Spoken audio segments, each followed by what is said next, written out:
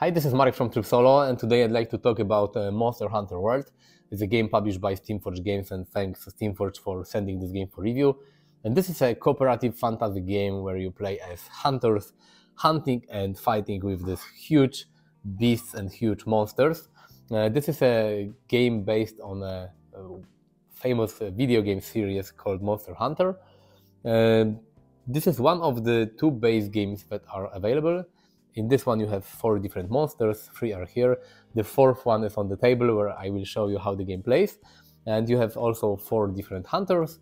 And there is the second core box as well. This one is called Ancient Forest, the second one is called Wildspire Waste, where in the second box you have different monsters and different hunters. Today I'd like to show you how the game plays. There is also an unboxing video on my channel. I will leave a link in the description of this video.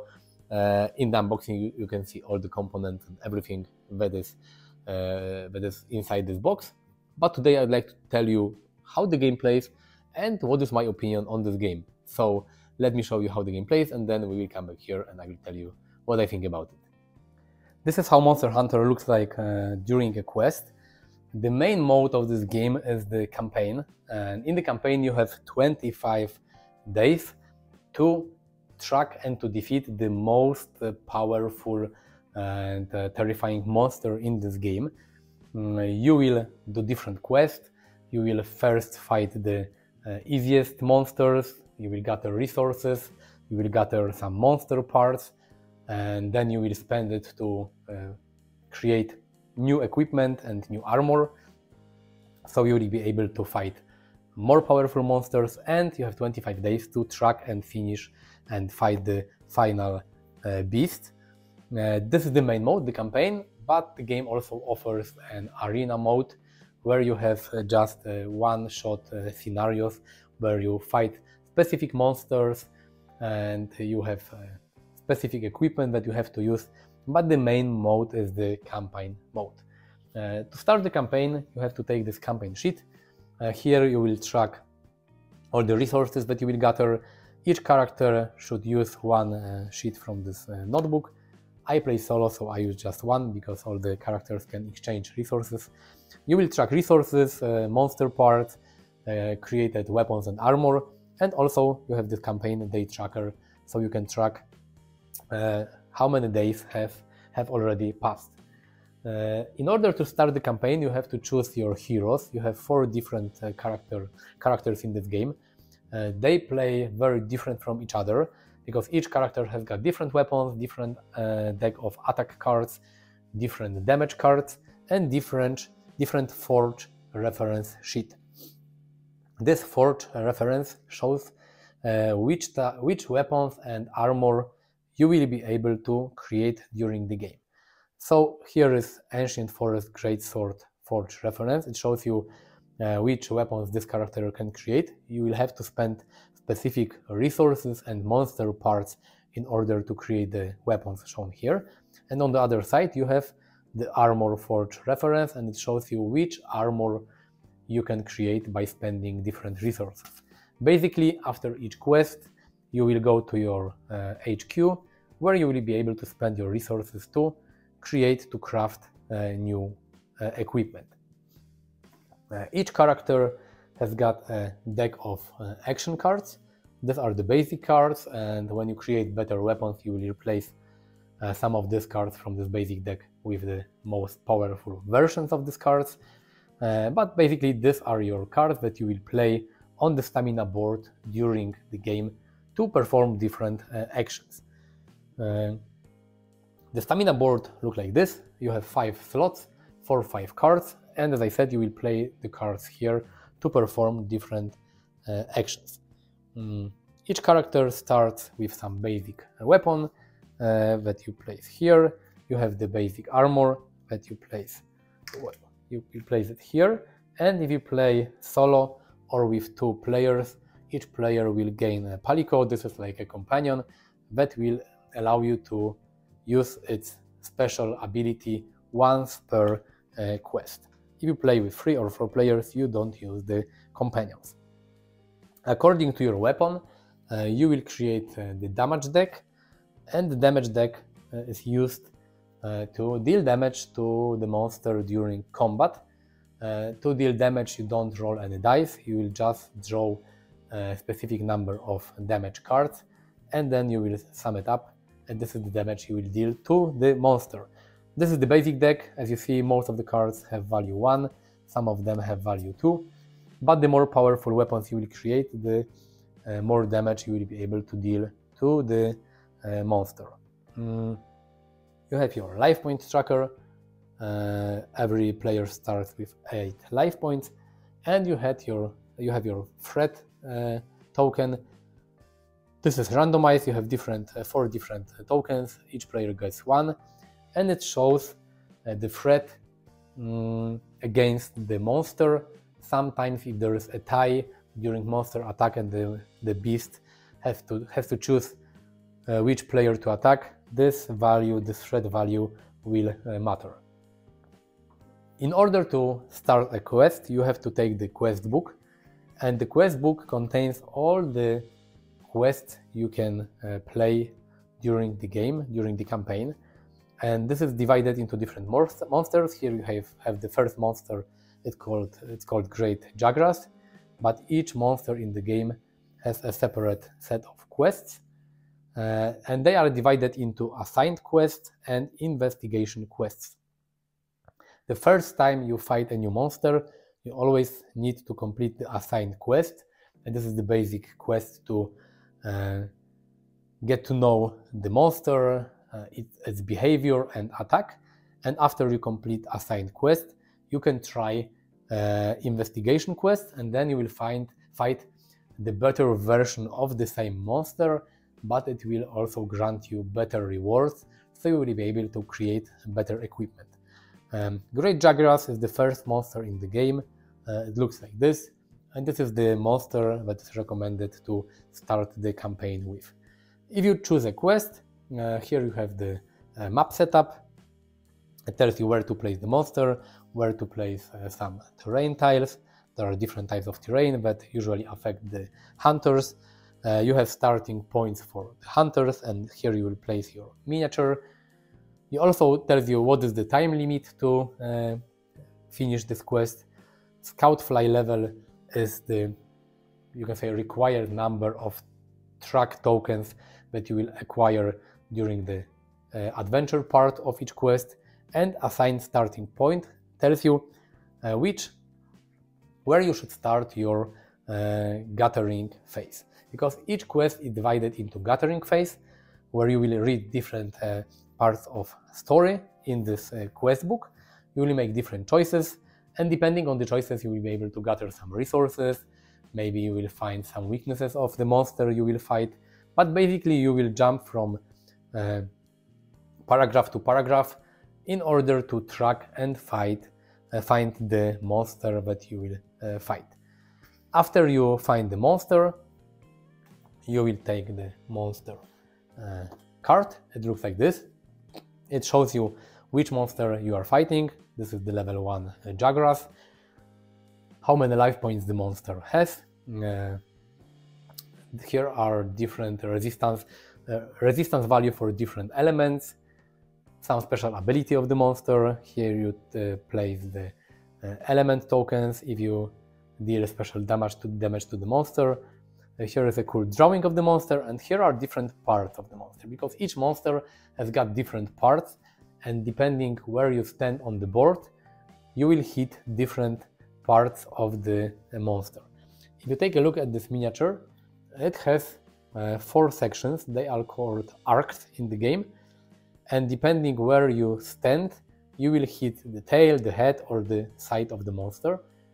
Additionally, different attacks of the monster also depend on the side and how the monster is located on the board.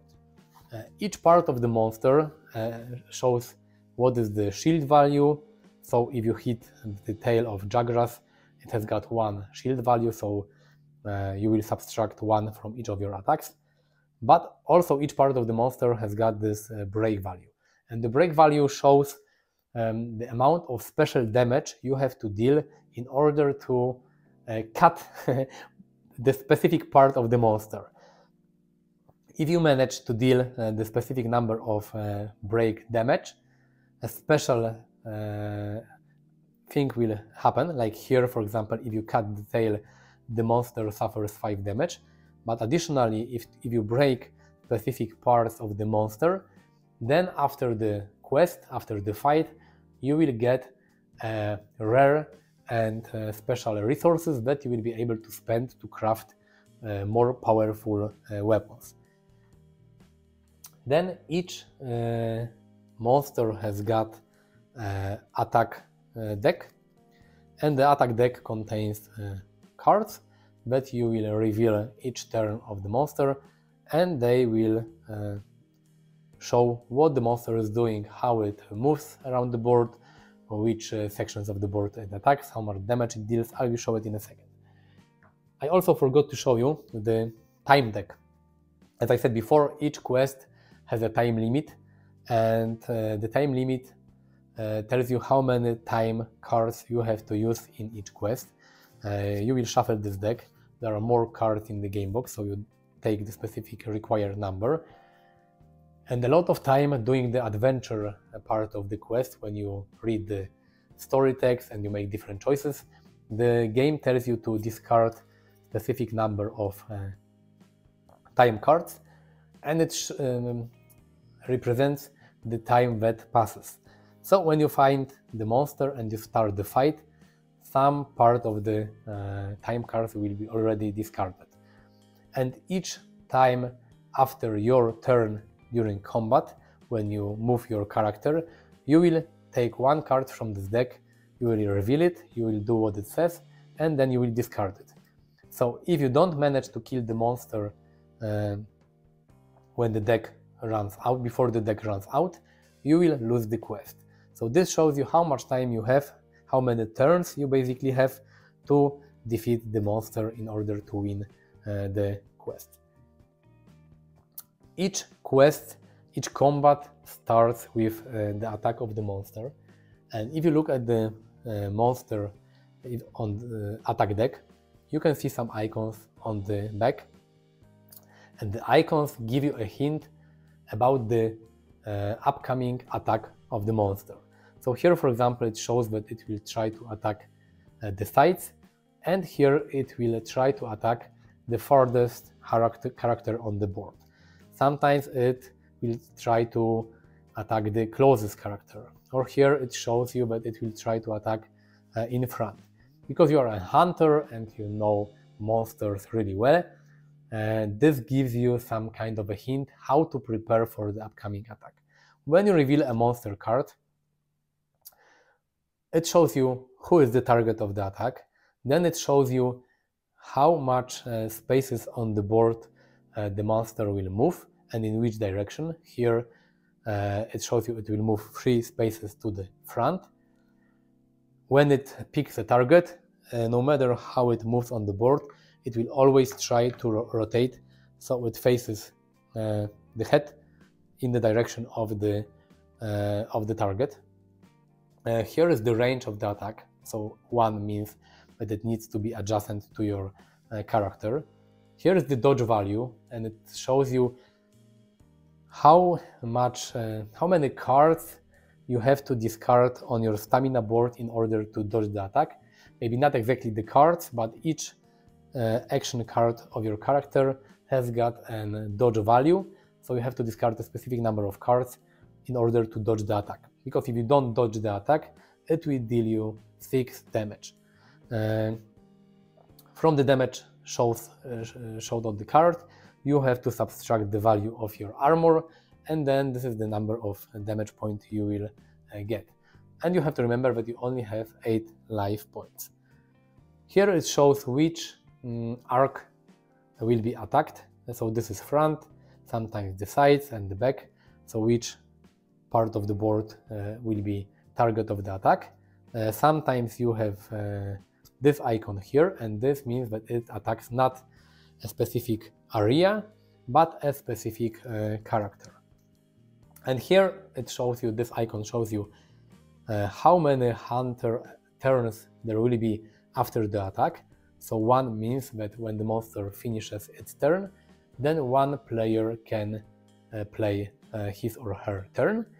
And here the icon means that this player who will play after this monster will be able to play 2 action cards on the stamina board. But the values differ from attack to attack. Sometimes 2 players can act, sometimes, for example, 3 players can act, or 1 player 2 action cards. It depends, each attack is different. After the monster has moved, you have to pick a player who is ready. You have this threat token. Each time you play your turn, you will place this token upside down, and it means that you have already moved. Each player starts with 5 action cards, and during your turn you can play the action cards on this stamina board. The number of cards you can play is always showed on the previous attack of the monster. So here it says I can play 2 cards on my stamina board. And in my turn I can move 1 spot on the board for free. So this is a free movement. If I would like, I can play a card, one of my action cards from my hand, face down on my stamina board in order to move additional number of spots on the board. So if I, for example, will play this card like this, I can move 2 additional spots. And I can also play my cards face up in order to attack. If a card doesn't have this yellow stripe, it means that I can play this card. I will just discard it, like one-time special ability. If I play a card like this, for example, it shows me that I can move 1 spot in any direction I want.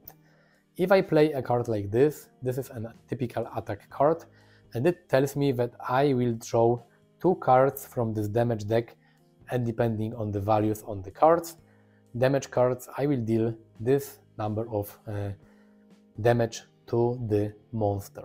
So for example, let's say that I play this card. This is one of the 2 cards I can play. This card tells me that my range is 3. So this is a charged shot. I'm using the archer.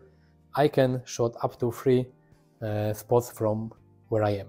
1, 2, 3, I will hit the monster. Because it shows 2 cards, I can take 2 cards from this deck, 1, 1, so I will deal 2 damage to the monster.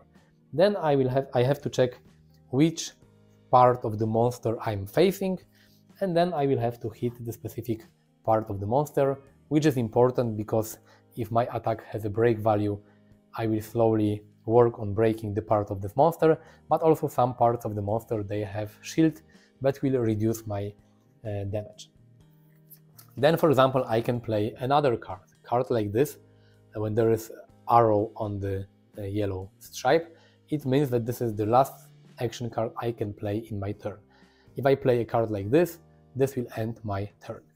So I play this card, for example, I will be able to move 1 spot back, and then I will take 3 cards from this damage deck in order to hit the monster. 2, 2, and 2. So I will deal 6 damage to the monster. I will subtract its shield value, and this is the damage I deal. After I have finished my turn, I have to take the top card from the time deck.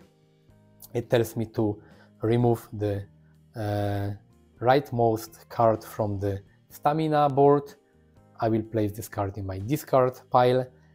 I can discard any action cards from my hand, and I can draw up to 5 cards, 5 action cards. So I can draw new cards, so I have 5 action cards in my hand.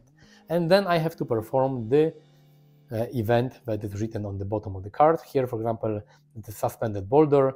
I have to roll a die. On 1 to 3, the monster suffers 5 damage. 4 to 6, I will suffer 2 damage. So here are some unexpected events that can happen. Some are good for the hunters and some are bad. Because the last action card played by the monster showed 1 in this blue circle, it means that only one hunter could have take a turn, and then the monster will attack again. If there was a 2, for example, then the second hunter could play his or her turn. The important thing here is that the stamina board has got 5 slots, and if at any point during my turn the board is full, like for example like this, let's say, I cannot play any more action cards, and I will basically lose my turn, because each time you take one time card, it tells you to discard the rightmost card from this stamina board, but usually only one. So you have to carefully plan your actions in order to have 3 spots on the board when your turn comes, because otherwise you will lose your turn and you will not be able to play any action cards. Additionally, you have this damage deck, and each time you deal damage to the monster, you will discard cards from this deck. And if at any point this deck is empty, you won't be able to deal any damage to the monster. If this happens, you have to take a passive turn, like a refresh turn, and in this turn, instead of playing action cards, you will be able to drink a potion. If you have any, potions restore your life points and they also clear your stamina board, but during your passive turn you will be also able to reshuffle the damage deck in order to deal damage in future turns of the game. This is called sharpen. You have to sharpen your weapon in order to deal additional damage. So this is how the game plays. If you manage to kill the monster before all the time cards pass, you will win the quest. If you don't kill the monster before the deck runs out, you lose the quest. Also, during the quest, your characters can, you can say, die or faint 2 times. If a character loses all the life points, this character will continue the game in next round. You will reset your life points to the maximum, and then you will clear and refresh your stamina board. But if any character or all the characters die 3 times in total during a quest, then you will fail the quest. So you can faint 2 times in total, and this is okay. If you faint a 3rd time, you will lose the quest. After you finish the quest, let's say you are victorious, you will take this monster card. On the other side there is the reward table. You have to check which part of the monsters you were able to break, and then you will gather some specific items, monster parts. Each player will roll a specific number of dice depending on the player count. You will also get additional rewards, and then you will go to the HQ, where you will be able to spend your resources to create better weapons. When you create better weapons, you will replace the basic action cards with better cards. You can craft better armor, so you will replace your armor with better armor, and then you will pick another quest and fight another monster. And as I said, you have 25 days in order to find and defeat the final monster. As I said earlier, if you don't have time for the campaign, you have this arena quest, alternative play mode, and this quest book shows you all different monsters, different quests that you are able to choose. It shows you the layout of the board, which armor, which weapons you have to use, and you take your hunters. You have to take the specific equipment, the specific monster, and you will fight. If you defeat the monster, you win. If the monster defeats you or the time runs out, you will lose. This is outside of the campaign, so if you don't have time for a long campaign, you can play this one-shot scenarios to just fight different monsters. And this is basically how you play Monster Hunter. Now when you know how the game plays, let me tell you my pros and cons. Pros: very fun and engaging gameplay, and I had so much fun playing this game. you have different monsters, different hunters, different strategies. The monsters have different attacks. One game takes about an hour and it's 100% of fun, so this is really cool. Crafting new weapons and new armor, this is great. You will gather resources in the adventure part of this game where you have the quest book, but you will also gather resources after slaying the monster. You can get monster parts if you manage to cut, for example, the tail of the beast, and you will be able to craft new weapons, new armor, more powerful. This is really cool. There are 4 different monsters in this base game, and they all play different. They have different attacks, different stats, different miniatures, of course. To be honest, you have 5 monsters because 2 monsters are, you can say, different variants of one of them. But this is cool that every monster feels different, has got different attacks, different deck of cards, different behavior.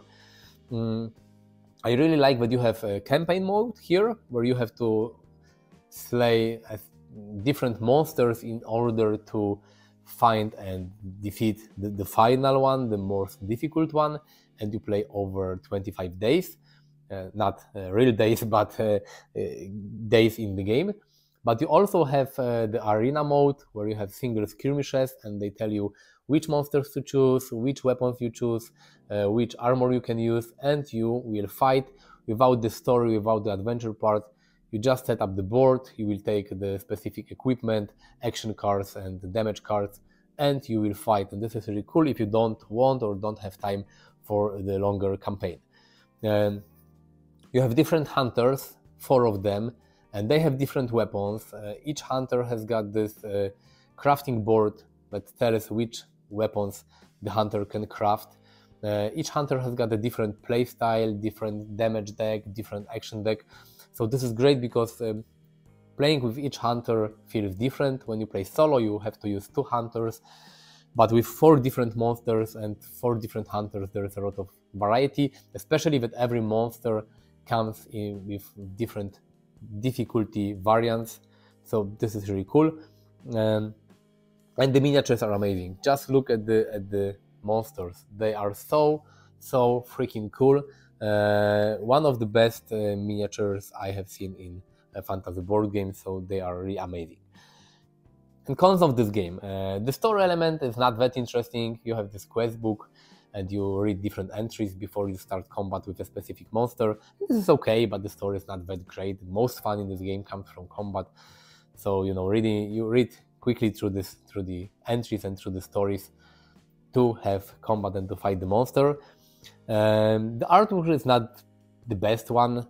I think that they used a lot of assets from the video game, so a lot of art I think most of the art on the cards and character boards looks like taken straight from the video game, so it's not the most beautiful game there is. And I think that the price is quite expensive. You get 4 monsters and 4 different hunters, but I think that the monsters are huge, and this is where the cost of the game is, and also the franchise Monster Hunter. I think that Steam Forge Games had to pay Capcom to use this franchise, so this game is not the cheapest one. But to wrap it up, I think it's a great boss battler with interesting rules, fun gameplay, a lot of variety, different monsters and different hunters, a lot of upgrades, action cards. Each monster feels different. Each hunter feels different. You have campaign, you have like single scenarios. The miniatures look amazing. I also have to say that the game plays much better than it may look on the photos, because when you see a photo of this game, you will see a big board with a few miniatures on it, and that's it, because you have always one monster and a few hunters. If you play solo, for example, on this whole board you will have one monster and two hunter miniatures, and that's it. And someone may see it and think, okay, it's nothing special. But when you start playing it, it's so much fun. I like the idea that the monsters behave differently, and you can cut the tail of the monster in order to craft a special weapon from this from this tail. And the monsters, they have different attacks, and you have the time cards that add another layer of maybe unpredictability, because you have different events on the time cards. Each monster card, the monster deck is placed face down on the table, so you have an idea what will be the next attack, because you have some hints on the other side of the card. But there are some time cards that tell you to discard maybe a top cards from the monster deck, and you never know what happens. So this is really fun, really cool, and the gameplay takes 1 hour, so you have 1 hour of pure fighting, monster hunting fun. This is great. I had a lot of fun with this game. I would love to play the second core box, and I know that there was a Kickstarter with the, you can say, part 2 of this game. This time it was the second Monster Hunter Kickstarter was set in the ice theme, so you had ice monsters, and I don't know, I haven't played a lot of Monster Hunter video game, so I'm not really familiar with this franchise a lot, but the second Kickstarter was set in the ice theme. So it's a cool game, great game. If you love both battling games, skirmish games, cooperative games, fantasy games, you should really try it, because I had a lot of fun with this game. Click the like button if you like this video, subscribe to my channel, visit me on Facebook, Twitter, Instagram as well. Thank you for watching, see you next time, bye.